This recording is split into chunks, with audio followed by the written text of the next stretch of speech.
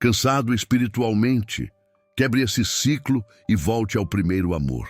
Há um momento na caminhada espiritual em que a alma começa a dar sinais de fadiga. Não é um cansaço físico, nem emocional. É algo mais profundo, mais silencioso, quase impossível de explicar a alguém que nunca experimentou. É aquela sensação de estar presente por fora, mas distante por dentro. De participar do culto, ouvir a palavra, cantar louvores, mas perceber que a chama que um dia incendiou o coração agora parece reduzida a brasas quase apagadas. Muitos acreditam que esse é o fim da fé, quando na verdade pode ser o início de uma restauração que Deus vinha preparando há muito tempo.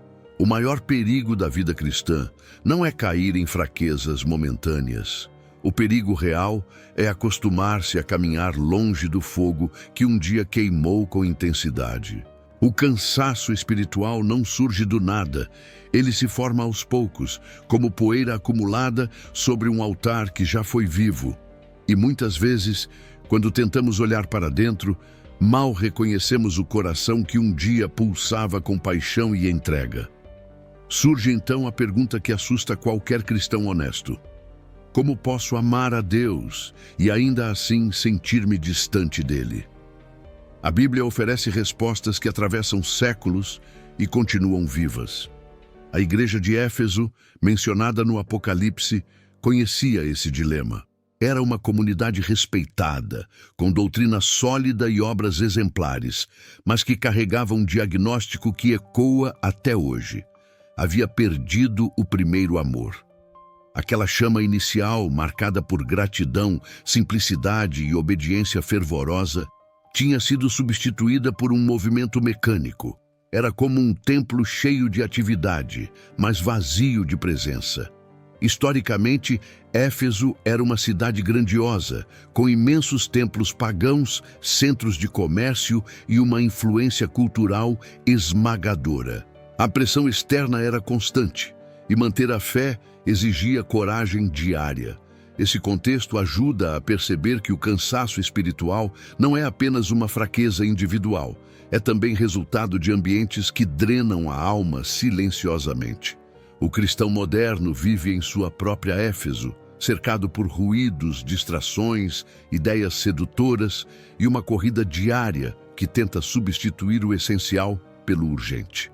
Quando Cristo aparece entre os candeeiros, examinando o coração de cada igreja, ele não vem para condenar, mas para revelar. A sua voz não expõe o cansaço para humilhar, mas para curar. Ele aponta a perda do primeiro amor como um chamado à restauração, não como um veredito final. É como se dissesse: eu vejo o que você se tornou, mas também sei quem você era quando me encontrou pela primeira vez. E quero reacender aquilo que foi apagado. O tema deste vídeo não é uma palavra de cobrança.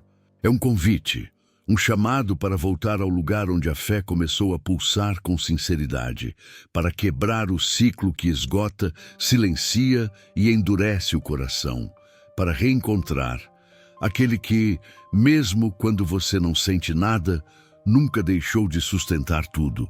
O cansaço espiritual é um alerta de que algo precisa ser restaurado.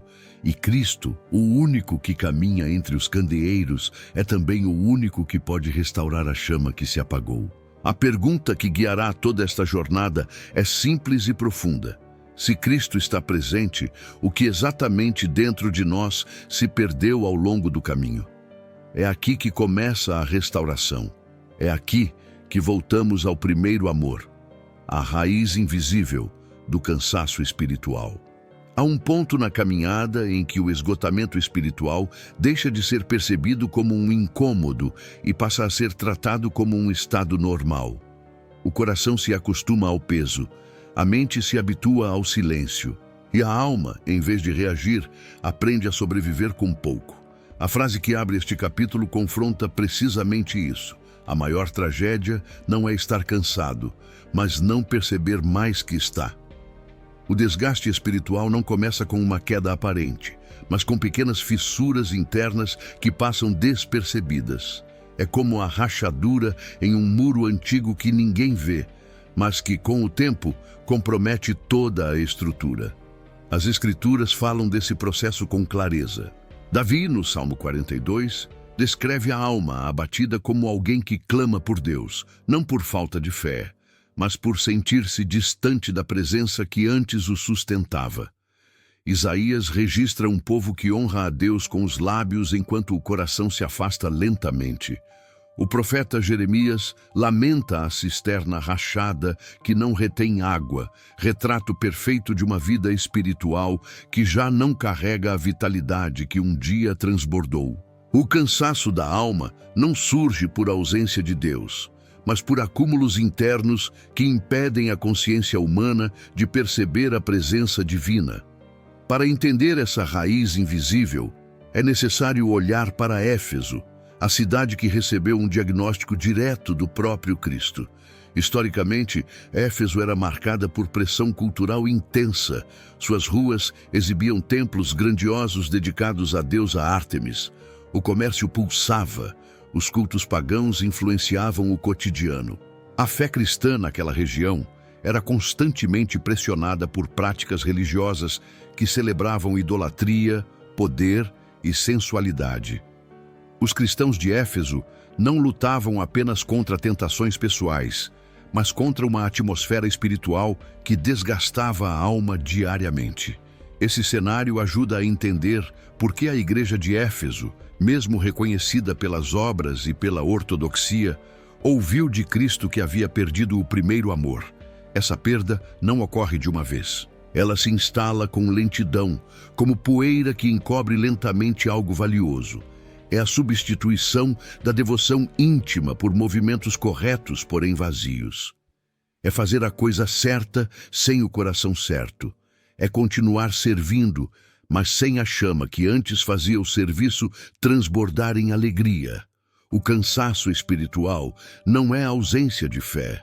É fé que perdeu o brilho e agora caminha arrastada, sustentada mais por hábito do que por paixão. A raiz invisível desse desgaste é profunda.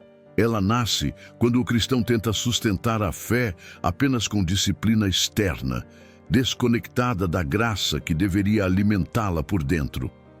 Surge quando o contato diário com Deus se torna mecânico, quando o coração é corroído lentamente por preocupações, distrações e expectativas não tratadas, quando a busca pela presença é substituída pela busca por desempenho. O cansaço espiritual, portanto, não é sinal de abandono divino, mas sinal de que a alma está carregando pesos que não foram feitos para ela suportar sozinha. Aqui está o primeiro mini payoff que precisamos compreender. Sentir-se cansado espiritualmente não significa que Deus se distanciou. Significa apenas que há algo dentro de nós que está impedindo que percebamos a proximidade daquele que nunca se ausenta. O Pai não abandona seus filhos. A chama que parece apagar não é falta de fogo no altar celeste, mas falta de espaço no altar do coração para que esse fogo queime com liberdade. O cansaço é o corpo espiritual dizendo que algo precisa ser restaurado. Mas se Deus está presente e permanece fiel, por que ainda existe dentro de nós essa sensação de esgotamento, vazio e distância? O que exatamente na alma perdeu a sensibilidade? Que parte do coração se fechou sem que percebêssemos? Essa pergunta não é condenatória, é diagnóstica, e ela se torna a porta de entrada para o próximo passo da jornada. A resposta começa a se revelar quando olhamos para outro cenário profundamente bíblico e historicamente marcante: o silêncio de Deus. E é para lá que seguiremos agora. O silêncio de Deus, o que aprendemos em momentos sem voz. Há um instante na vida espiritual em que o silêncio de Deus parece mais pesado do que qualquer sofrimento visível. É um silêncio que não grita, não acusa, não cobra, mas pesa sobre a alma como uma noite longa que se recusa a terminar. A abertura deste capítulo precisa ser clara. Nada confunde tanto o cristão sincero quanto a sensação de orar e não ouvir nada em resposta. Esse tipo de silêncio causa inquietação, porque confronta o coração com a pergunta que muitos evitam: se Deus está comigo, por que minha alma não o percebe? Para entender esse silêncio, é preciso olhar para alguns dos momentos mais densos das Escrituras. Jó, no auge de sua dor, não sofreu apenas perdas e enfermidades, sofreu o silêncio. Ele clamava, argumentava, interrogava, mas os céus permaneciam quietos. Não havia raio no céu, nem resposta audível, nem sonho, nem sinal. O silêncio era a resposta temporária. E, no entanto, foi no silêncio que Deus estava moldando Jó, para ver o que seus olhos jamais haviam enxergado. O silêncio não era ausência, era preparação. Elias viveu algo semelhante. Depois de desafiar os profetas de Baal e experimentar o fogo descendo do céu, ele fugiu para o deserto, exausto e temeroso. No Monte Horebe, ele esperou ouvir Deus como sempre ouvira antes, por sinais grandiosos. Mas o Senhor não estava no vento forte, nem no terremoto, nem no fogo. A voz veio em um sussurro suave. Para que Elias percebesse esse sussurro, todas as outras vozes precisaram cessar. O silêncio não foi castigo. Foi o ambiente criado por Deus para que o profeta pudesse ouvir o que não seria discernido no meio do ruído. Davi também experimentou longas temporadas de silêncio enquanto fugia de Saul e enfrentava o desespero no deserto de Judá.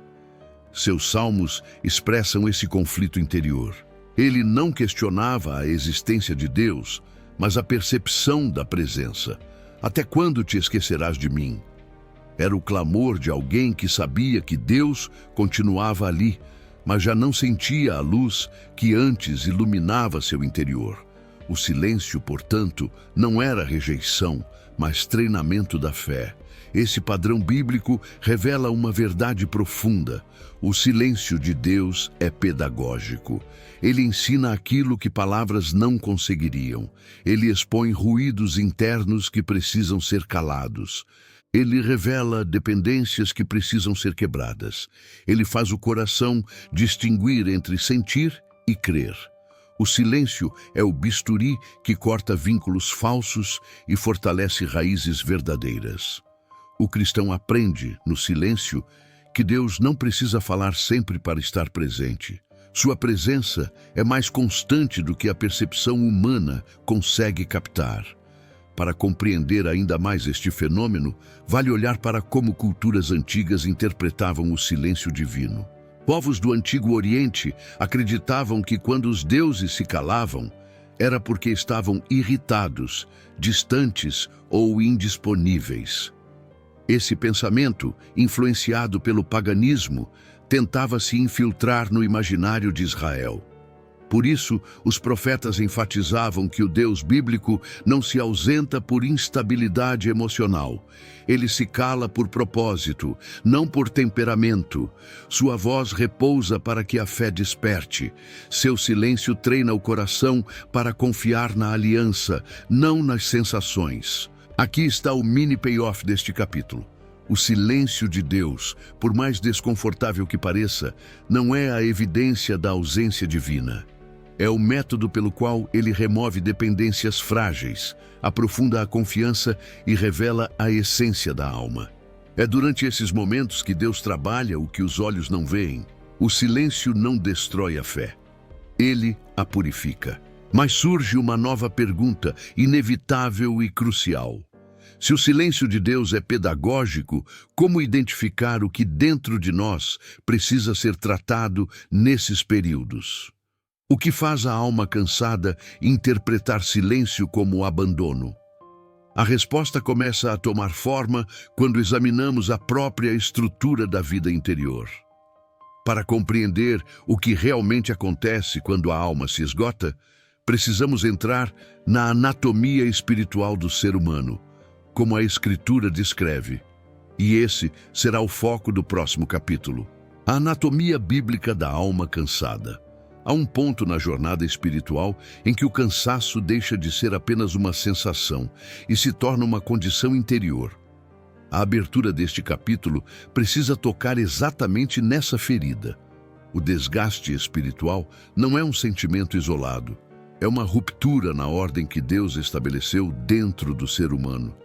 Quando essa ordem se desorganiza, a alma perde vitalidade, a mente perde clareza e o espírito perde sensibilidade. Para compreender o esgotamento espiritual, é necessário compreender a estrutura do ser humano à luz das Escrituras, não das percepções modernas. A Bíblia apresenta o ser humano como uma unidade complexa formada por corpo, alma e espírito. O corpo é a parte física que interage com o mundo material. A alma é o centro das emoções, da consciência e da vontade. O espírito é a parte mais profunda, criada para se conectar diretamente com Deus. No hebraico bíblico, essa distinção aparece nos termos nefesh e ruach. Nefesh descreve o ser interior que sente, deseja e escolhe. Ruach descreve o sopro divino que dá vida e permite discernimento espiritual. Quando o Ruach deixa de influenciar plenamente o Nefesh, o desgaste espiritual começa. Esse processo é mais comum do que muitos imaginam. A alma se cansa quando tenta carregar aquilo que foi destinado ao espírito. Quando preocupações, medos, culpas e expectativas não filtradas são absorvidas pela alma, ela se torna sobrecarregada. O ser humano foi criado para viver em dependência constante do Espírito de Deus. Quando essa dependência se perde ou se enfraquece, a alma se desestabiliza. E é isso que produz a sensação de esgotamento, porque a alma passa a funcionar com recursos limitados, tentando resolver lutas que pertencem ao nível espiritual. O desgaste espiritual acontece quando o coração tenta viver pela força da vontade, pela disciplina isolada ou pela lógica humana desconectada da presença de Deus. Essa tentativa cria um atrito interno contínuo. Paulo descreve esse conflito em Romanos 7, quando fala sobre o desejo de fazer o bem, mas percebe outra força atuando dentro de seus membros. Ele não descreve um fracasso moral, mas a experiência de alguém que tenta viver a fé pelo esforço da alma, não pelo poder do espírito. A alma, quando assume esse peso, entra em colapso silencioso. A arqueologia e os estudos históricos ajudam a compreender por que essa luta era tão intensa no contexto bíblico. No mundo greco-romano, a busca pelo controle das emoções e pela força interior era vista como sinal de sabedoria e maturidade. Muitos cristãos eram influenciados por essa mentalidade, tentando conciliar fé com autossuficiência emocional. Mas o ensino bíblico sempre foi claro. A verdadeira força vem do espírito, não do esforço humano. Quando a cultura invade o interior do cristão, a alma tenta se sustentar sozinha e, inevitavelmente, se cansa. A alma cansada é um coração que continua acreditando, mas perdeu a capacidade de sentir. É uma mente que conhece a verdade, mas já não encontra prazer nela. É um espírito que não perdeu Deus, mas perdeu a sensibilidade à sua presença. Essa desconexão, aos poucos, transforma o relacionamento com Deus em rotina. A fé continua, mas sem alegria. A oração continua, mas sem profundidade. A leitura continua, mas sem revelação. Esse estado não é incredulidade, é fadiga interior. O mini payoff deste capítulo está aqui. Quando a alma está cansada, é sinal de que o espírito não está mais governando plenamente a vida interior. O problema não é falta de fé, mas falta de alinhamento. Cristo não se distancia. A alma é que se fecha.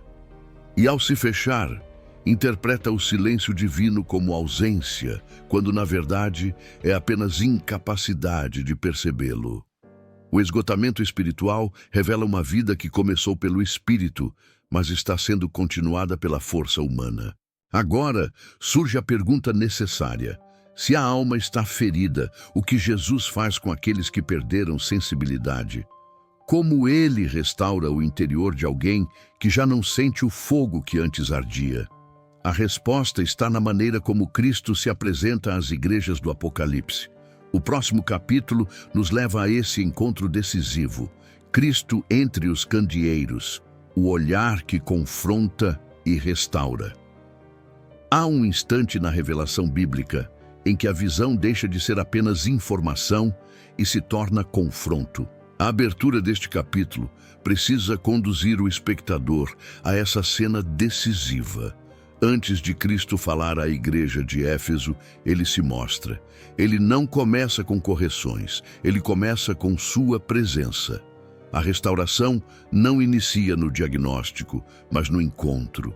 E João, exilado na ilha de Patmos, recebe uma visão que não apenas descreve Cristo, mas expõe sua autoridade sobre a igreja. O Cristo glorificado aparece caminhando entre os candeeiros que representam as igrejas. Isso significa uma verdade poderosa. Ele não observa de longe, ele está no meio. A arqueologia ajuda a entender a força dessa imagem. Em Éfeso, diversas cerimônias religiosas eram marcadas por procissões à luz de lamparinas, onde líderes espirituais carregavam tochas para representar a presença dos deuses pagãos. João recebe algo radicalmente oposto.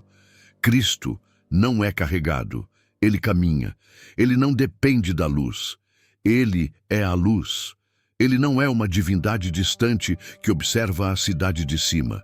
Ele está no centro das igrejas, examinando com perfeição o coração de cada uma. Em um mundo repleto de religiões que adoravam imagens imóveis, João vê um Cristo vivo, ativo e presente. Esse olhar de Cristo entre os candeeiros revela o que a alma cansada esquece. Deus não se afastou. O cansaço pode distorcer a percepção, mas não altera a realidade espiritual. Cristo está entre os seus, mesmo quando eles já não sentem sua presença. Essa é a primeira confrontação do olhar divino. É um chamado silencioso que diz: antes de olhar para o seu estado, olhe para mim. Antes de analisar sua queda, contemple minha glória.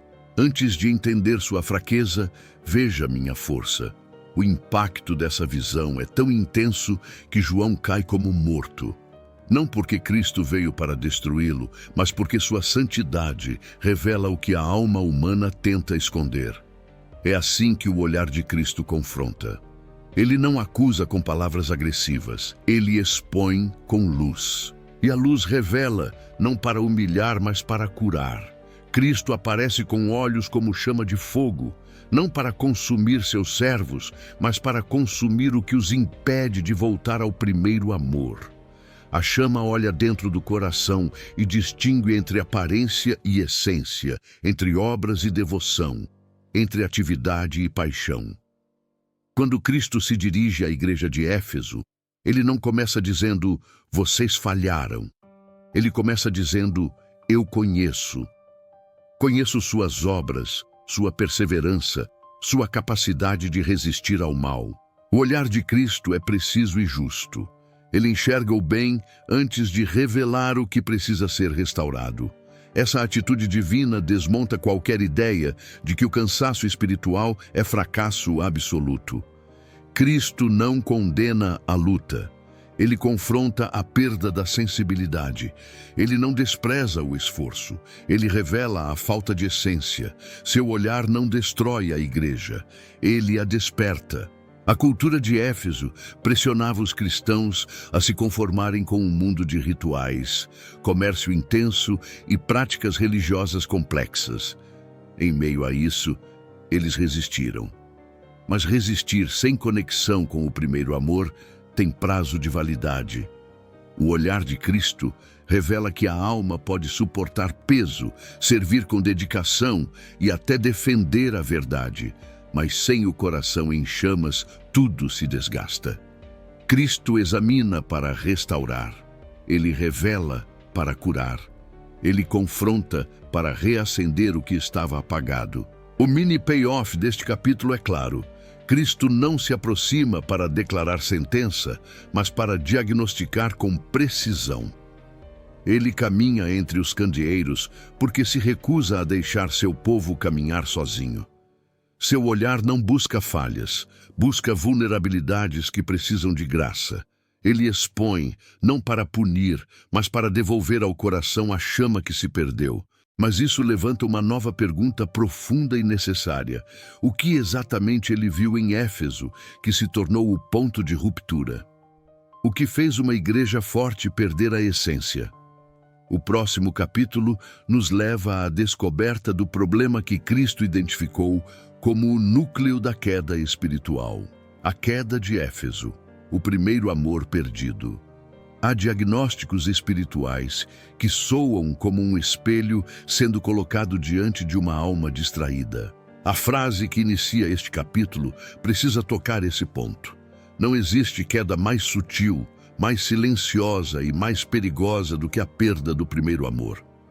Cristo não acusou a igreja de Éfeso de heresia, nem de corrupção moral, nem de apostasia aberta. Ele a acusou de algo mais profundo, algo que não se percebe nos gestos, mas nos motivos, algo que não se revela na rotina exterior, mas no estado interior do coração. Para entender essa queda, é necessário compreender a grandeza da cidade de Éfeso. Arqueologicamente, Éfeso era uma das maiores cidades do Império Romano. Suas ruas amplas, seus banhos públicos, seu teatro monumental para mais de 20.000 pessoas e o imenso templo de Ártemis moldavam um ambiente saturado de atividades.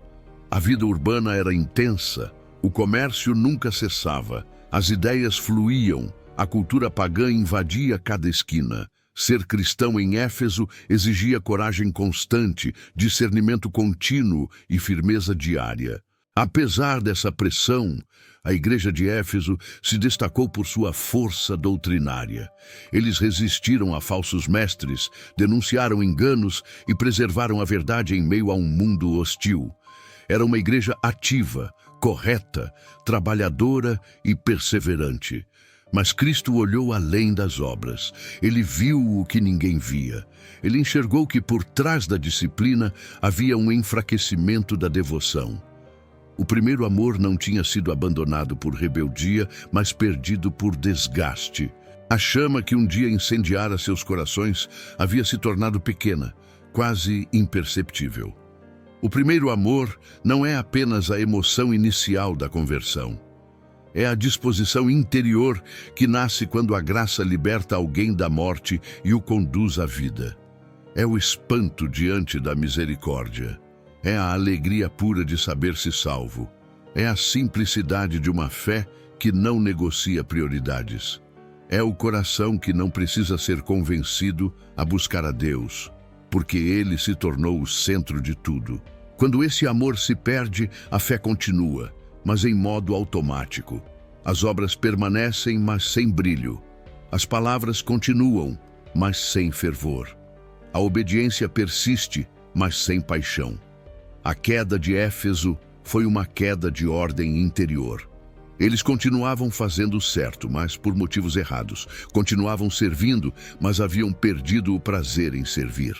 Continuavam defendendo a verdade, mas já não se encantavam com o autor da verdade. Essa é a queda mais difícil de perceber, porque o exterior permanece intacto. Não há escândalo, não há decadência moral, há continuidade sem vida, atividade sem presença, movimento sem fogo. Esse tipo de queda é comum na vida espiritual. Ela acontece quando o cristão começa a trocar intimidade por obrigação, devoção por desempenho e presença por tarefas. O coração se acostuma com o ritmo de servir e deixa de perceber o privilégio de estar diante de Deus. A alma se acostuma com a luta e esquece de voltar ao lugar de descanso. E aos poucos, a chama que um dia aqueceu o interior vai diminuindo. O amor não é rejeitado conscientemente. Ele apenas deixa de ser prioridade. O mini payoff deste capítulo é fundamental. Cristo não está apontando uma queda moral, mas uma queda de afeto. Ele não está dizendo, vocês erraram, mas vocês afastaram o coração. A restauração não começa em obras maiores, mas no retorno à motivação correta. Cristo quer levantar uma igreja cansada, mas para isso, ele precisa recuperar o amor que se perdeu. Aqui surge a nova pergunta que guiará o restante da jornada. Se a raiz foi revelada, como retornar? O que significa voltar ao primeiro amor na prática? E qual caminho Cristo oferece a quem se encontra espiritualmente esgotado? A resposta começa a se formar no próximo capítulo, quando o próprio Cristo entrega o mapa divino do retorno. Lembra-te, arrepende-te e volta. O mapa divino do retorno. Há momentos na Escritura em que a voz de Cristo não apenas confronta, ela traça um caminho. A abertura deste capítulo precisa expor essa verdade com força. Deus nunca revela uma ferida sem apontar a cura. Quando Cristo declara à igreja de Éfeso que ela perdeu o primeiro amor, ele não os deixa no diagnóstico. Ele entrega 3 verbos que formam o mais poderoso mapa espiritual de restauração já revelado. Lembra-te, arrepende-te e volta. Esses 3 passos não são sugestões devocionais. São mandamentos precisos que restauram aquilo que o desgaste tentou destruir. O primeiro verbo, lembra-te, é profundamente bíblico e profundamente judaico. A memória, para o povo de Israel, não era apenas lembrança emocional, era um ato espiritual. Os hebreus acreditavam que lembrar era reviver a verdade que sustenta a fé. Por isso, haviam festas, monumentos, salmos e narrativas que reforçavam continuamente quem Deus é, o que Ele fez e o que Ele prometeu. A perda do primeiro amor começa quando o cristão esquece de onde Deus o tirou, quem ele se tornou e o que Cristo fez por ele. Cristo então ordena: lembra-te do que aconteceu no início, quando a graça era mais preciosa que qualquer conquista. Lembra-te de quando a oração não era dever, mas encontro. Lembra-te do lugar onde a chama começou a queimar. O segundo verbo, arrepende-te, não carrega o peso de culpa humana que muitos imaginam. No contexto bíblico, arrependimento significa mudança de direção, mudança de mente e mudança de prioridade. Não é apenas tristeza pelo estado presente, mas decisão consciente de romper com o que esfriou o coração. No Antigo Testamento, o arrependimento sempre envolvia retorno ao pacto. No Novo Testamento, envolve retorno a Cristo. Arrepender-se não é chorar pelo afastamento. É escolher voltar ao centro que foi abandonado. O arrependimento abre espaço para que o Espírito restaure o que a rotina corroeu. O terceiro verbo, volta, é a culminação do processo. Cristo não diz, sinta o que sentia antes. Ele diz, volta às práticas das primeiras obras. Esse retorno não é emocional, é espiritual. As primeiras obras não são rituais novos, mas a devoção simples e viva que caracterizou o início da fé. São as práticas que nascem naturalmente quando o coração está apaixonado pela presença de Deus. São atitudes movidas por gratidão, não por obrigação. Voltar ao primeiro amor não é reproduzir experiências antigas, mas recuperar o estado interior que permitia enxergar Cristo com pureza. A arqueologia ajuda a entender a profundidade dessa ordem. Nas cidades antigas, quando um altar era negligenciado, ele ficava coberto por poeira e por mato. Mas bastava ser limpo, reacendido e usado novamente para que o fogo voltasse a brilhar. Ninguém construía um altar novo. Quando o antigo estava em ruínas, eles restauravam o mesmo altar. Cristo faz o mesmo com o coração do cristão. Ele não constrói uma nova fé. Ele restaura a fé que foi esquecida. Ele não cria um novo amor. Ele reacende o amor que foi deixado de lado. O mini payoff deste capítulo é claro. O retorno ao primeiro amor é um caminho definido por Cristo, sustentado por sua graça, e acessível a qualquer cristão que deseje romper o ciclo do cansaço espiritual. O mapa não exige emoção, mas decisão. Não exige força, mas rendição. Cristo não pede que o cristão crie fogo. Ele pede que remove o que impede o fogo de queimar. O Espírito faz o resto, mas surge uma nova pergunta. Como restaurar a chama quando o coração parece incapaz de sentir? Como reviver aquilo que parece completamente apagado? A resposta começa a emergir quando entendemos que o fogo nunca dependeu do homem, mas sempre foi sustentado pelo altar divino. É para essa revelação que avançaremos no próximo capítulo. O fogo que nunca deveria ter se apagado, o altar do coração. Há verdades espirituais que, quando reveladas, parecem reacender algo que sempre esteve ali, apenas encoberto.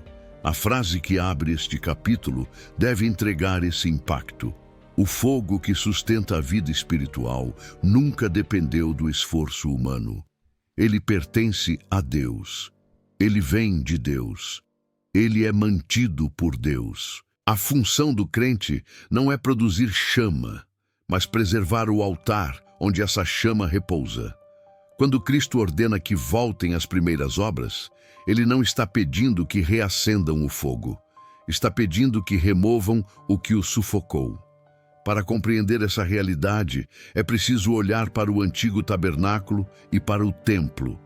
A lei estabelecia que o fogo do altar deveria arder continuamente. Ele não deveria se apagar. Mas esse fogo não começou com os sacerdotes. Não foi aceso por mãos humanas. Foi iniciado pelo próprio Deus, quando um fogo desceu dos céus e consumiu o sacrifício diante de todos. Desde então, a função dos sacerdotes era manter lenha, limpar cinzas e garantir que nada obstruísse o fogo divino. Eles eram guardiões, não criadores.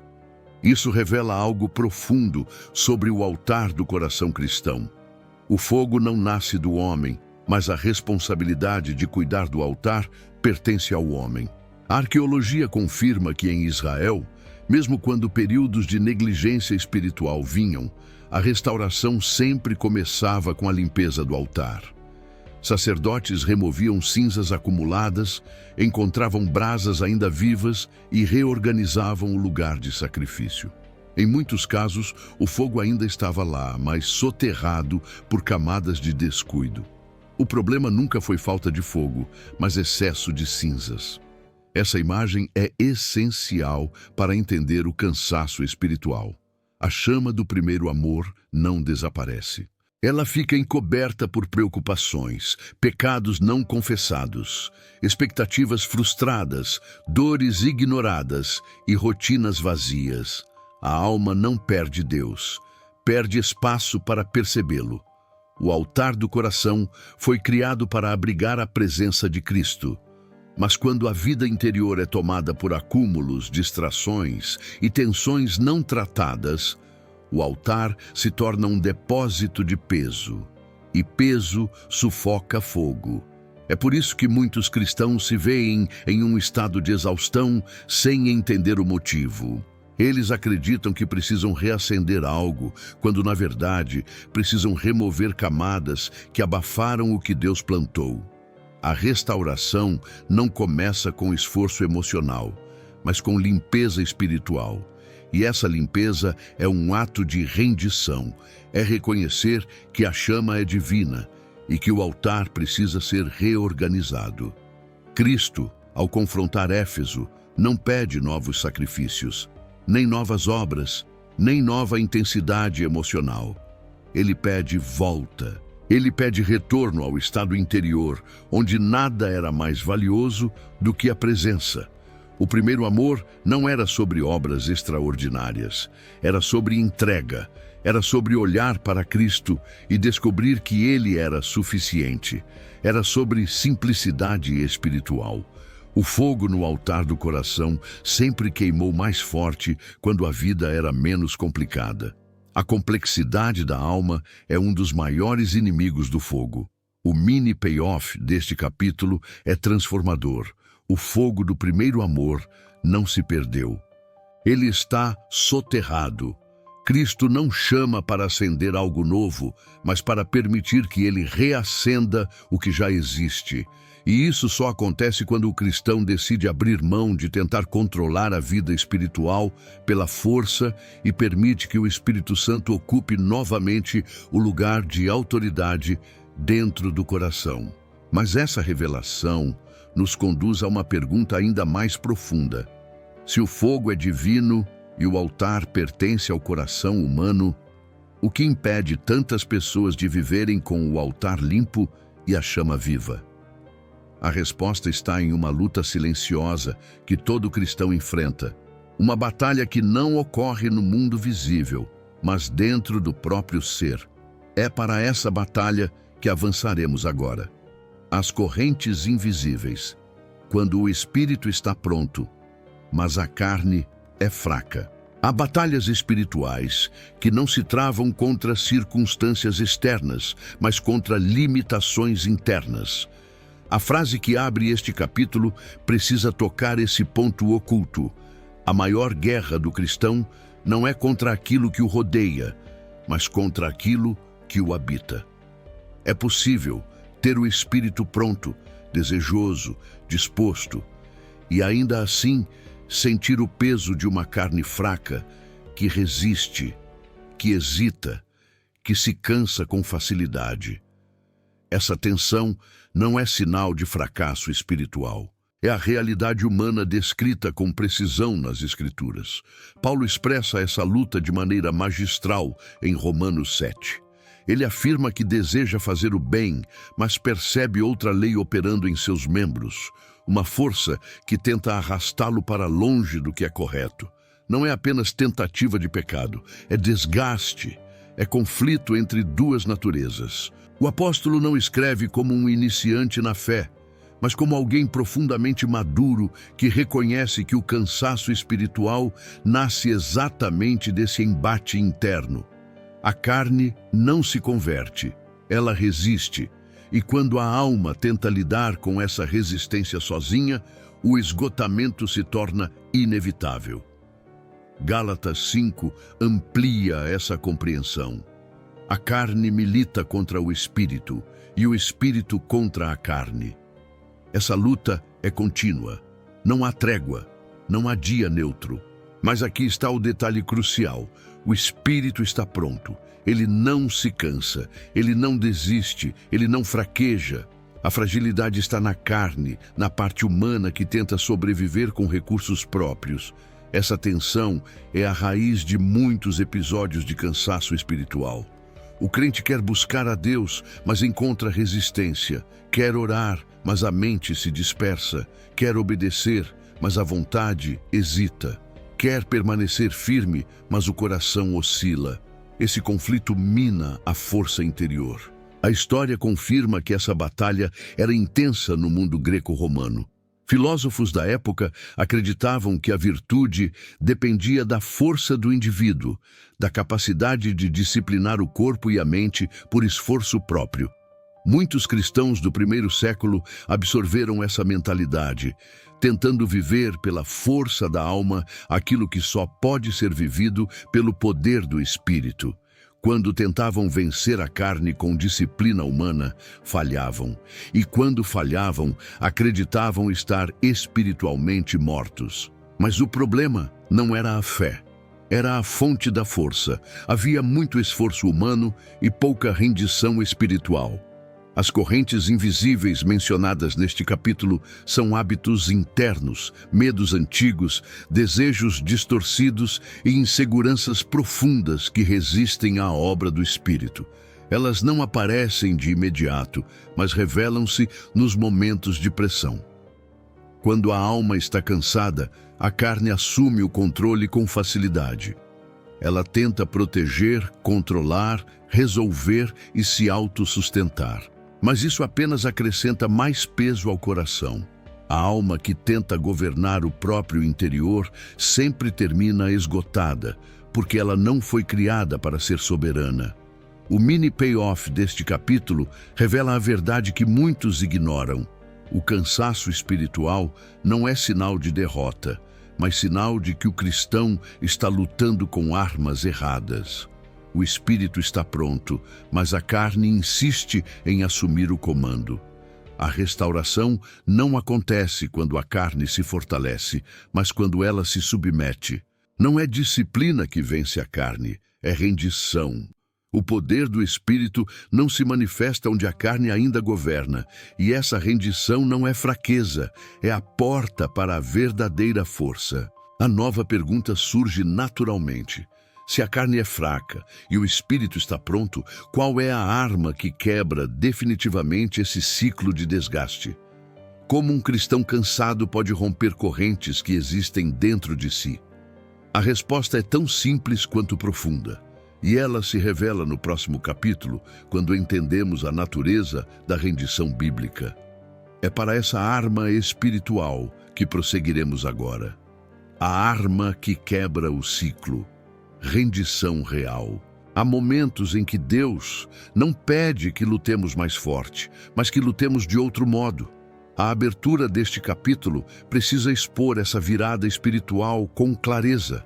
A força que vence o cansaço não nasce da resistência humana, mas da rendição diante de Cristo. No mundo natural, rendição é fraqueza, mas no reino é autoridade. É a entrega que libera poder. É a desistência do controle que abre espaço para o agir divino. É o ponto exato onde o ciclo de desgaste começa a ser rompido, não pela força do crente, mas pela intervenção do Espírito. A rendição bíblica não é uma emoção que surge em momentos de culto, nem um sentimento repentino de devoção. É uma decisão consciente de ceder o controle interior. É quando o cristão abandona a ilusão de que consegue sustentar a própria vida espiritual e admite que depende completamente da graça. Paulo expressa isso ao dizer: quando sou fraco, então sou forte. Ele não celebra a fraqueza emocional. Ele celebra o reconhecimento de que sua força não vem dele. Rendição real começa quando o coração admite aquilo que tenta esconder. Eu não consigo sem Cristo. A igreja primitiva compreendia a rendição de forma profunda. Nos primeiros séculos, cristãos usavam a expressão submeter-se à mão poderosa de Deus, retirando de textos proféticos e das cartas apostólicas a ideia de que a vida interior só floresce quando a alma se curva. Essa submissão não era passividade, era dependência ativa. Era entregar o governo da alma ao Espírito. Era renunciar ao peso de tentar ser forte o tempo todo. Era permitir que Cristo fosse o centro, não apenas o tema da fé. A rendição era entendida como a arma que cortava correntes internas, porque somente o Espírito pode transformar aquilo que a carne insiste em preservar. A arqueologia e a história antiga mostram que, em contextos de perseguição, os primeiros cristãos não eram conhecidos por resistência física ou habilidade estratégica, mas por uma paz inabalável diante do sofrimento. Essa paz não vinha de força interior herdada, mas de rendição completa à vontade de Deus. Eles não estavam tentando sobreviver ao caos. Eles estavam entregues ao cuidado de Cristo. E essa entrega produzia força. A rendição fazia o que disciplina nunca faria. O coração rendido é mais forte que o coração disciplinado, porque a disciplina depende do homem, mas a rendição depende de Deus. A rendição é poderosa porque quebra o ciclo que a carne insiste em sustentar. Quando o crente tenta vencer seus conflitos internos sozinho, a carne cresce. Quando ele se rende, o espírito cresce. A rendição desarma o orgulho, silencia o medo e expõe as raízes escondidas do cansaço espiritual. A carne odeia render-se porque sabe que, quando o faz, perde autoridade. E o espírito age com poder renovado. O cansaço espiritual começa a se desfazer porque o peso deixa de ser carregado pela alma. Cristo assume o lugar que sempre deveria ter ocupado. O mini payoff deste capítulo revela a virada essencial. A restauração não acontece quando o cristão tenta ser mais forte, mas quando ele se permite ser sustentado. A alma cansada não precisa de mais esforço, precisa de mais entrega. Rendição não é desistência da fé, mas desistência de tentar vivê-la pela força humana. É o momento em que o crente permite que Cristo seja não apenas Salvador, mas Senhor no governo interior. Mas isso nos leva à próxima pergunta decisiva. O que acontece quando o cristão finalmente se rende de verdade? Que transformação ocorre quando o controle é entregue ao Espírito? A resposta surge nas Escrituras como uma promessa que atravessa séculos e se cumpre em cada alma que escolhe descansar em Deus. É para essa promessa que avançaremos agora. O Espírito que renova forças, a promessa para os exaustos. Há promessas bíblicas que soam como vento sobre brasas quase apagadas. A abertura deste capítulo precisa acender essa imagem. Quando o cansaço espiritual chega ao limite, Deus não oferece teorias, Ele oferece renovação real. E essa renovação não nasce da motivação humana, mas da ação direta do Espírito. Isaías 40:31 se torna então não uma poesia reconfortante, mas um tratado espiritual. Mas os que esperam no Senhor renovarão as suas forças. O verbo renovar no hebraico significa literalmente trocar, como alguém trocando roupas desgastadas por vestes novas. Não é reforço, é substituição. Essa promessa foi revelada em um dos momentos mais delicados da história de Israel. O povo vivia sob o jugo do exílio babilônico. As cidades estavam destruídas. O templo estava em ruínas. A identidade nacional parecia perdida. O povo não estava apenas fisicamente exausto, mas espiritualmente devastado. O silêncio de Deus tinha sido longo. A culpa pesava. A esperança era frágil. E é exatamente nessa condição que Deus anuncia que Ele mesmo renovaria as forças do seu povo. A promessa não dependia do vigor deles, dependia da fidelidade dele. Para entender essa promessa com profundidade, é preciso observar que Isaías fala de 3 tipos de movimento: correr, caminhar e subir com asas como águias. Na antiguidade, a águia era símbolo de força porque conseguia voar acima das tempestades, encontrando correntes elevadas que a sustentavam sem esforço. Essa imagem revela que a renovação do espírito não consiste em aumentar a força humana, mas em elevar o crente acima do nível onde o cansaço atua. A alma cansada luta no solo. O espírito conduz às alturas. A arqueologia mostra que, durante o exílio, muitos judeus desenvolveram práticas de oração e meditação na palavra que não dependiam de templo, sacerdotes ou rituais. Eles aprenderam, na dor, que a presença de Deus não está presa a estruturas externas. Foi nesse contexto que surgiram salmos de aprofundamento espiritual, textos que clamavam pela restauração da alma e lembravam que Deus é a verdadeira fonte de força. Esses registros mostram que a renovação do espírito não era apenas uma esperança futurista.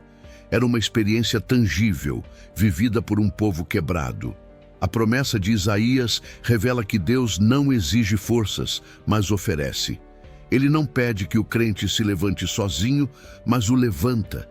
Ele não pede mais esforço, mas mais descanso. O cansaço espiritual começa a se dissipar quando o cristão abandona a tentativa de sobreviver pela própria energia e se entrega ao movimento do Espírito. Renovação acontece quando a alma deixa de lutar contra Deus e passa a descansar nele.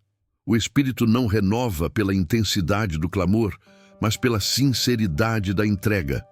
O mini payoff deste capítulo é transformador. A força que Deus promete não é humana, é divina, não é produzida pelo crente, é recebida. A alma cansada não é restaurada pelo aumento de disciplina, mas pela abertura de espaço interior para que o Espírito opere. Esperar no Senhor não é passividade. É dependência ativa. É permanecer diante dele até que a troca aconteça. até que a fraqueza humana seja substituída pela força que vem das alturas. Mas surge uma nova pergunta. Se a renovação vem do Espírito, por que Deus permite que seus filhos passem por desertos e períodos de esgotamento? Qual é o papel do deserto na formação espiritual? Por que ele conduz seus filhos a lugares de sede, silêncio e vulnerabilidade? A resposta não está no castigo, mas no propósito. É para esse cenário que avançaremos agora. O deserto como escola, quando o cansaço se torna revelação. Há lugares na jornada espiritual que parecem hostis demais para serem pedagógicos, mas são exatamente esses lugares que Deus escolhe para revelar verdades que não poderiam ser aprendidas em nenhum outro cenário. A abertura deste capítulo precisa iluminar esse ponto com precisão. O deserto não é prova de abandono, mas ambiente de revelação. É no deserto que Deus desmonta ilusões, expõe motivações e constrói fundamentos que sustentam o crente por toda a vida. O cansaço espiritual, quando atravessado sob a direção do Espírito, deixa de ser apenas peso e se torna mestre. Israel descobriu isso de forma contundente. Libertados do Egito com sinais extraordinários, caminharam para um território árido, silencioso e imprevisível. O deserto que parecia obstáculo tornou-se sala de aula. Foi ali que Deus ensinou ao povo quem ele era e quem eles eram sem ele. Foi ali que a dependência do maná, da água da rocha e da nuvem de glória moldou o caráter de uma nação inteira. A terra prometida poderia ter sido alcançada em semanas, mas Deus prolongou o caminho porque o deserto produziu transformação interior que a terra fértil jamais produziria. Elias também encontrou no deserto a revelação que a vitória no Monte Carmelo não pôde lhe dar. Fugindo de Jezabel, exausto e desorientado, desejou morrer. Deus o conduziu ao Horebe, o monte onde revelações antigas haviam sido entregues. Ali, no silêncio profundo de um ambiente inabitado, Deus não falou no vento, nem no terremoto, nem no fogo, mas em um sussurro suave. O deserto desarmou Elias, que estava sobrecarregado pela própria expectativa de grandeza espiritual. Foi no silêncio e na vulnerabilidade que ele encontrou a voz que restaurou sua missão. Jesus também passou pelo deserto antes de iniciar seu ministério. Ali, enfrentou tentações que revelavam mais do que fraqueza humana. Revelavam a profundidade de sua obediência ao Pai. O deserto foi o lugar onde ele afirmou que não viveria de pão, nem buscaria reconhecimento fácil, nem exigiria sinais imediatos. Em outras palavras, o deserto mostrou que Cristo estava firmemente rendido à vontade do Pai. A força que ele exibiu publicamente foi construída no silêncio da arena invisível. A arqueologia do Oriente Médio ajuda a compreender por que o deserto se tornou metáfora central na espiritualidade bíblica. Em muitos casos, regiões desertas eram usadas por reis, profetas e líderes religiosos como lugares de contemplação, treinamento e disciplina. Era no isolamento que o homem era confrontado consigo mesmo e com a necessidade absoluta da intervenção divina. O deserto, portanto, nunca foi apenas geografia. Foi cenário espiritual. Foi terreno onde Deus refina. A chave deste capítulo é entender que o deserto revela, não destrói. Ele expõe aquilo que estava oculto. Ele coloca diante do cristão as camadas internas que foram acumuladas ao longo dos anos. Ele mostra onde o coração ainda confia em si mesmo. Ele revela a fragilidade que a rotina confortável esconde. Ele confronta o orgulho, desmonta a autossuficiência e rompe a superficialidade. E, acima de tudo, o deserto mostra que a presença de Deus não depende de circunstâncias agradáveis. Ele está ali, silencioso talvez, mas presente o tempo todo. O mini-payoff deste capítulo é precioso. O deserto não é atraso, é avanço. Ele revela quem você é, mas revela ainda mais quem Cristo é.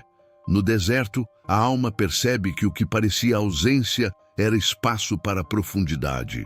O que parecia vazio era convite para a intimidade. O que parecia esgotamento era a preparação para a renovação. A terra fértil alegra, mas é o deserto que forma. Mas uma nova pergunta emerge. Se o deserto revela e refina, qual é o maior risco para uma alma que atravessa esse processo? O que ameaça transformar o deserto de formação em um deserto de queda? Para responder isso, precisamos olhar para um perigo silencioso que acompanha cada cristão: a tentação de caminhar sem dependência. É para esse alerta que avançaremos agora. O perigo final: caminhar sem dependência. Há riscos espirituais que não se revelam na fraqueza, mas na força aparente. A abertura deste capítulo precisa expor essa realidade com nitidez. O maior perigo para uma alma que saiu do deserto não é voltar a cair, mas acreditar que já não precisa mais depender totalmente de Deus. A independência espiritual é silenciosa, sutil e progressiva. Ela não surge de rebeldia aberta, mas de pequenas concessões que levam o coração a assumir novamente um trono que deveria permanecer ocupado por Cristo. É a autoconfiança travestida de maturidade. É a sensação enganosa de que agora sabemos caminhar sozinhos. A Escritura está repleta de advertências sobre esse risco. Israel, depois de ver mares se abrindo, cidades ruírem e gigantes sendo derrotados, caiu justamente quando se acomodou. A terra prometida, tão esperada, tornou-se o cenário da queda, porque a fartura enfraqueceu a vigilância. Moisés havia alertado: quando comerem e se fartarem, não se esqueçam do Senhor. Mas o esquecimento não foi imediato. Começou aos poucos. Primeiro vieram pequenas negligências espirituais. Depois vieram prioridades trocadas. Por fim, veio a independência, que abriu a porta para a idolatria e queda moral. A arqueologia revela que, durante períodos de prosperidade, Israel construiu monumentos, fortalezas e palácios que testemunhavam crescimento, mas também ocultavam o surgimento de um coração orgulhoso. Cidades como Samaria, Azor e Jerusalém exibiam riqueza e poder, mas atrás das muralhas havia um povo que já não dependia de Deus com a mesma intensidade de antes. A ruína dessas cidades, documentada em escavações modernas, mostra que o inimigo externo jamais foi o problema central. Foi o abandono interno da dependência. A mesma dinâmica ocorreu com impérios pagãos. Babilônia caiu não pela força persa, mas pela soberba que a corroeu. Roma desmoronou não apenas por ataques externos, mas pela decadência interna, pelo excesso de autoconfiança e pela perda de fundamento moral. Esse padrão histórico reforça uma verdade espiritual. Aquilo que o excesso fortalece por fora, frequentemente enfraquece por dentro. No contexto cristão, caminhar sem dependência não se manifesta com declarações ousadas, mas com pequenas substituições. A oração deixa de ser necessidade e se torna formalidade. A palavra deixa de ser alimento e se torna referência distante. O serviço deixa de ser expressão de amor e se torna responsabilidade mecânica. A fé continua, mas Cristo deixa de ser centro e se torna ornamento. Esse estado é perigoso porque mantém aparência de maturidade enquanto destrói a vitalidade interior. O cristão continua ativo, mas já não é mais guiado. Continua falando, mas já não ouve. Continua caminhando, mas já não segue. A perda da dependência é o ápice do cansaço espiritual. É o momento em que a alma tenta compensar vazios com esforço. E o esforço, embora pareça piedoso, apenas acelera o desgaste. O cristão começa a carregar pesos que antes eram entregues a Deus. Começa a lutar batalhas que antes eram rendidas. Começa a tomar decisões que antes eram submetidas e, sem perceber, volta para o ciclo que Cristo veio quebrar. A independência espiritual é um retorno silencioso ao Egito, uma forma de escravidão disfarçada de liberdade. O mini payoff deste capítulo é uma revelação necessária. O maior sinal de maturidade espiritual não é caminhar com força, mas caminhar com dependência. O cristão maduro não confia mais em si. Ele se entrega com mais profundidade. Ele reconhece que a força do passado não garante a vitória do presente. Ele sabe que o coração humano, quando não vigiado, tende a se exaltar. E por isso permanece aos pés de Cristo, não por fragilidade, mas por sabedoria. Agora surge uma nova pergunta. Se o perigo final é caminhar sem dependência, o que mantém o coração no lugar certo? O que guarda a alma de se afastar novamente? A resposta está em uma prática tão antiga quanto o Evangelho, tão simples quanto essencial, tão poderosa quanto negligenciada: permanecer no amor que deu origem à fé. É para essa ancoragem espiritual que seguiremos agora, permanecendo no primeiro amor, a vida oculta com Cristo. Há práticas espirituais que não brilham aos olhos humanos, mas sustentam tudo o que é visível na vida de um cristão. A frase que abre este capítulo precisa atravessar o espectador com essa verdade. Permanecer no primeiro amor não é retorno emocional, é disciplina espiritual invisível. É a vida oculta que ninguém vê, mas que Deus observa de perto. É o coração que escolhe, diariamente, manter Cristo como centro, não por sensação, mas por decisão. O primeiro amor não se preserva sozinho. Ele precisa ser alimentado pela comunhão constante com o Senhor. Jesus descreveu essa dinâmica com precisão em João 15, quando afirmou que sem Ele nada podemos fazer. Essa afirmação não é uma metáfora poética, é uma realidade espiritual absoluta. A videira não depende dos ramos, os ramos dependem da videira. A seiva não precisa ser buscada, ela flui naturalmente para todo ramo conectado. Mas o oposto também é verdade. O ramo que se desconecta, mesmo que parcialmente, perde vitalidade. O cansaço espiritual muitas vezes nasce dessa desconexão sutil, quase imperceptível, que ocorre quando o cristão tenta viver da memória do que Deus fez, e não da comunhão presente com Ele.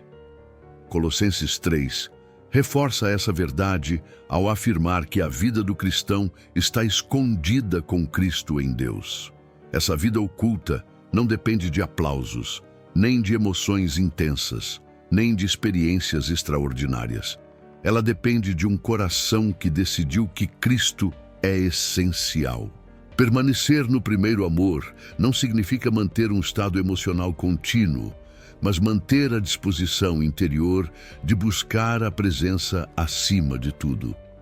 Essa busca pode ser silenciosa, simples e até sem glamour, mas é nela que o fogo se sustenta.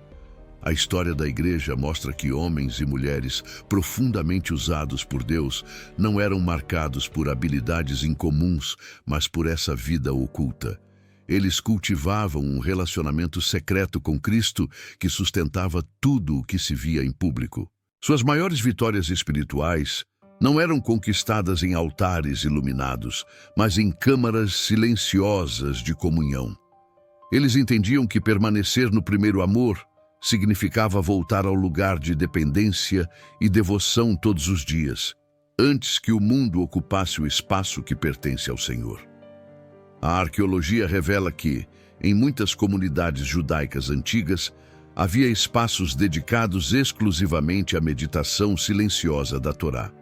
Esses lugares não tinham ornamentos, não possuíam grande estrutura. Eram simples, porque sua função não era impressionar, mas formar. O primeiro amor se preserva em ambientes assim, silenciosos, íntimos, focados. A vida espiritual não cresce no barulho. Ela cresce na quietude.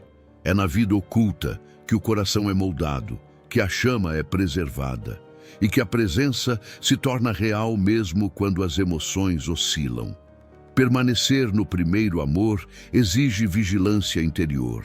A alma humana é instável, inclinada ao esquecimento e vulnerável às pressões da rotina. Mas permanecer é decidir, dia após dia, que nada será mais valioso do que Cristo. É escolher buscar a presença mesmo quando o corpo está cansado. É abrir a palavra mesmo quando os sentimentos parecem secos. É orar mesmo quando a mente resiste. Permanecer é fidelidade. Permanecer é constância. Permanecer é amor sendo transformado em prática. O mini payoff deste capítulo é simples e profundo. O primeiro amor não retorna com força momentânea, mas com fidelidade diária. Ele é construído com passos pequenos, mas contínuos. É alimentado pela vida oculta que o mundo não vê, mas que Cristo recompensa. O segredo da restauração permanente não é intensidade emocional, mas constância espiritual. O coração que permanece é o coração que resiste. Mas surge uma última pergunta antes do clímax espiritual. O que Deus faz com uma vida que retorna ao primeiro amor? Qual é o fruto visível de um coração restaurado? Assim como aconteceu com as antigas igrejas, a chama que volta a arder não fica escondida. Ela se torna testemunho, e é sobre essa chama que testemunha que avançaremos agora. A chama que testemunha, quando o retorno se torna missão. Há algo irresistível na luz que se reacende após o escurecer. A frase que abre este capítulo precisa transmitir essa força. Quando a alma retorna ao primeiro amor, a chama interior não permanece isolada. Ela se torna testemunho vivo. O cristão que experimentou a restauração do fogo de Cristo não apenas se alegra em silêncio. Sua fé começa a irradiar, tocando vidas ao redor, mesmo sem esforços conscientes para impressionar ou influenciar. A chama que volta a arder dentro do coração sempre se torna luz para outros. As Escrituras mostram que essa luz não é efeito secundário, mas consequência inevitável da intimidade com Cristo. Jesus afirma em Mateus 5,16 que nossa luz deve brilhar diante dos homens para que vejam as boas obras e glorifiquem o Pai. Mas a chave está no processo. A luz não brilha por força de atuação humana, mas pela presença interior restaurada. Quando a alma é restaurada ao primeiro amor, a fidelidade cotidiana, a vida oculta, a rendição real e a confiança renovada tornam-se combustível invisível que irradia naturalmente. Historicamente, observamos isso em líderes espirituais e comunidades bíblicas. Profetas, apóstolos e discípulos não precisavam se autopromover. A chama do primeiro amor fazia o testemunho ser visível. Na igreja primitiva, a consistência silenciosa de fé, oração e devoção chamou a atenção de Roma e de cidades inteiras. A restauração interior transformava-se em impacto coletivo. As vidas reconstruídas serviam de padrão, atraindo outros à experiência genuína do Evangelho. A luz pessoal nunca foi apenas para o indivíduo, ela se torna instrumento de missão. Arqueologicamente, vemos sinais desse fenômeno em inscrições, catacumbas e casas de reunião da igreja primitiva. Pequenos sinais de devoção, símbolos discretos e a continuidade de práticas espirituais demonstram que vidas restauradas tinham efeito multiplicador. A restauração não era apenas pessoal, era comunitária. Cada coração que retornava ao primeiro amor contribuía para a saúde espiritual da igreja inteira. A chama interior, quando preservada e nutrida, se torna testemunho silencioso, mas poderoso. O mini payoff deste capítulo revela a dimensão final da restauração. O retorno ao primeiro amor não é apenas cura pessoal. Ele transforma a história ao redor. O cristão restaurado não apenas encontra satisfação em Deus, mas se torna farol. A presença de Cristo dentro de uma vida rendida inspira, conduz e desafia outros a buscar a mesma intimidade. Aqueles que experimentaram cansaço espiritual e descobriram o caminho de volta, agora influenciam vidas, comunidades e gerações sem precisar de reconhecimento humano. Mas surge a pergunta climática: qual é a promessa eterna para aqueles que mantêm o primeiro amor aceso, que permitem que a chama se torne testemunho? Qual é o destino final da alma que vive fielmente restaurada? A resposta nos leva ao ápice da jornada espiritual. É para esse clímax, a promessa da árvore da vida e a consumação da restauração, que avançaremos agora. Clímax final, a volta ao primeiro amor e a promessa da árvore da vida. Há promessas que atravessam séculos e permanecem vivas para cada coração que se rende ao Senhor. A frase que abre este capítulo precisa capturar essa eternidade. A restauração ao primeiro amor não termina na alma do crente. Ela se projeta para a eternidade. Cristo, que examinou Éfeso, prometeu que aqueles que vencessem e retornassem ao primeiro amor teriam direito à árvore da vida, conforme Apocalipse 2:7. Esta não é apenas imagem poética, é a promessa suprema de plenitude espiritual, comunhão eterna e vitória sobre toda forma de cansaço e exaustão. O retorno ao primeiro amor abre a porta para o que sempre esteve disponível, mas que a distração, o desgaste e a negligência interior ocultaram. O cristão restaurado não é apenas alguém que reencontrou o entusiasmo, é alguém que alinhou sua alma, sua mente e seu espírito ao governo de Cristo. Cada obra diária, cada oração silenciosa, cada momento de meditação se conecta a um propósito eterno. A presença de Deus deixa de ser percebida como uma experiência passageira e passa a ser uma realidade contínua, que sustenta até mesmo quando o corpo e a mente falham.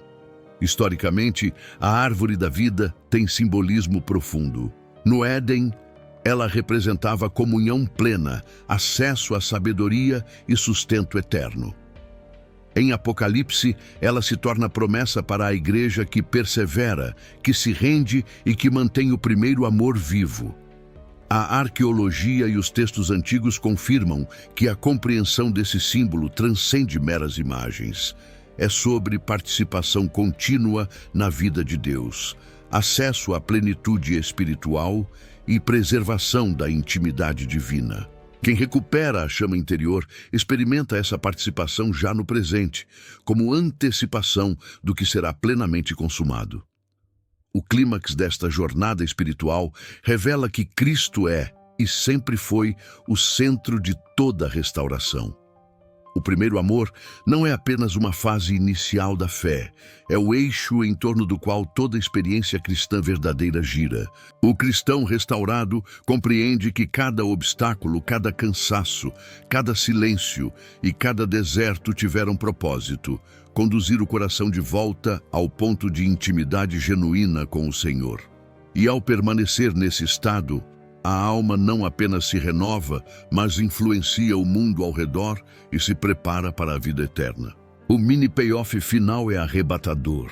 O cansaço espiritual, o silêncio de Deus, a fragilidade da carne e até os desertos da alma encontram solução na rendição total e na restauração ao primeiro amor. O altar interior é limpo, o fogo divino é reacendido, a luz se torna testemunho e a promessa da árvore da vida se torna realidade. Cristo permanece no centro, sustentando, guiando e consumando toda a restauração. O ciclo de desgaste é quebrado e a alma descansa em segurança eterna. A chamada final é simples e profunda. Permita que o Espírito revele o que precisa ser entregue. Lembre-se do primeiro amor. Arrependa-se de tudo que desviou o coração. Volte para Cristo. Mantenha-se dependente, mesmo em tempos de vitória. E viva a promessa da árvore da vida, hoje e eternamente.